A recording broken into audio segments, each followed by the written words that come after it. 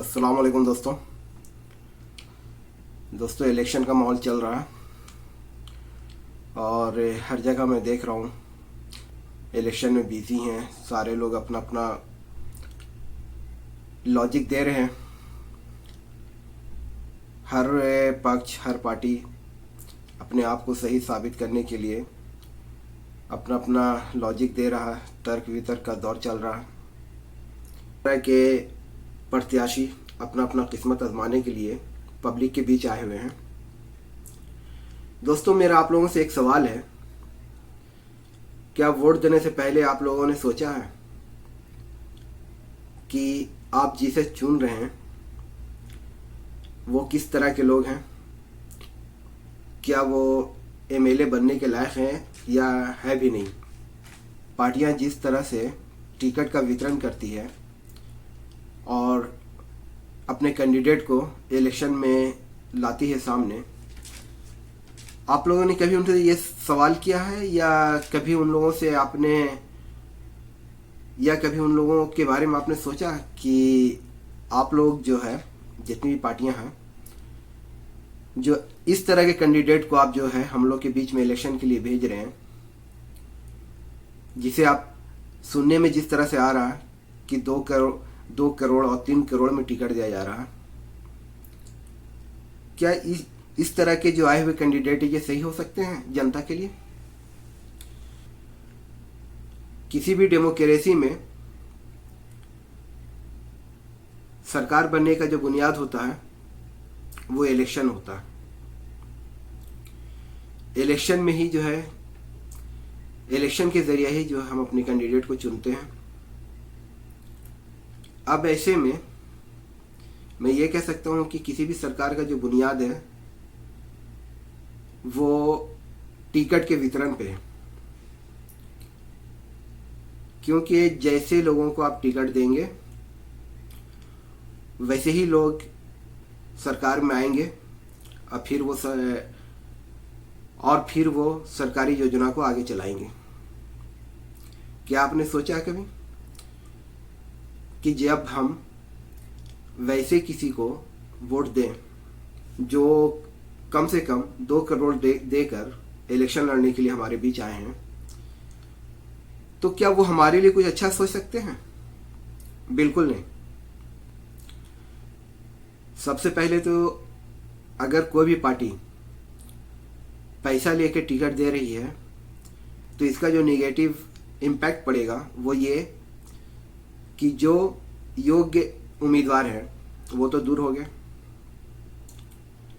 उनको तो टिकट मिला ही नहीं। बेचारे जनता की सेवा करना चाहते थे और करना चाह रहे हैं लेकिन उनके पास पैसा है नहीं। अब जब पैसा है नहीं तो पार्टी ने टिकट दी नहीं, तो फिर ऐसे लोग तो बेचारे अपने साइड पे रह गए, कुछ कर नहीं सके। और हमारे बीच वो आ रहे हैं वोट मांगने के लिए जो 2.5 करोड़ 3 करोड़ पार्टी को देके आ रहे हैं। इसका जो सबसे बड़ा असर पड़ता है वो पता क्या? सबसे पहले इस तरह के लोग जो इलेक्शन में जीत के जाएंगे वो हमारे लिए, आवाम के लिए, हमारे डेवलपमेंट के लिए कभी नहीं सोचेंगे, क्योंकि उनका इलेक्शन जीतने के बाद अगर वो जीत गए तो इलेक्शन जीतने के बाद सबसे पहला लक्ष्य जो होगा वो ये होगा कि जो मैंने 2.5 करोड़ और 3 करोड़ पार्टी को दिया टिकट के लिए और फिर मैदान में आने के बाद इलेक्शन में 2 करोड़ खर्च कर रहे हैं कि 3 करोड़, ये तो अल्लाह बेहतर जानता है। तो उनका सबसे पहला जो टारगेट होगा वो ये होगा कि जितना कम टाइम में पहले मेरी लगाई हुई पूंजी हम वापस कर लें। और हो सकता फिर उसके बाद वो वहां पे भी नहीं रुकेंगे, क्योंकि जब कोई आदमी 5 करोड़ और 3 करोड़ खर्चे करेगा बिजनेस के जैसा, तो उसका 5 साल में एक ही टारगेट होगा कि हम उसका 10 गुना कमाएं, 25 गुना कमाएं। वो जनता के लिए भला का सोच ही नहीं सकता। कोई भी फंड आएगा ना तो उस फंड का इस्तेमाल वो जनता के लिए नहीं करना चाहेगा, हाँ, दिखावा के लिए अगला इलेक्शन लड़ना है, 100% तो हड़प कर नहीं सकते, तो कोई थोड़ा बहुत काम हो जाए तो अलग बात है, जो आज तक होता आ रहा। और शायद यही वजह है कि इतनी बुरी हालात मुल्क की हुई हुई है, डेवलपमेंट को लेके, करप्शन को लेके, ऐसे लोगों के आने की वजह कर ही आज नौजवान बेरोजगार हैं, जॉब नहीं है, इसकी वजह कर युवा परेशान हैं। तो इसकी वजह जो है, इसकी जिम्मेदार सरकार सिर्फ नहीं है, इसके जिम्मेदार हम लोग भी हैं। इलेक्शन आता है, एक रस्म समझ के जाके वोट दे देना। कभी ना उनसे हम पूछ रहे हैं आप किस तरह के हैं, आप जो आए हैं जेन्युइन हैं, आप जो आए हैं जनता का सेवा कर सकते हैं, ये करने लायक हैं? नहीं।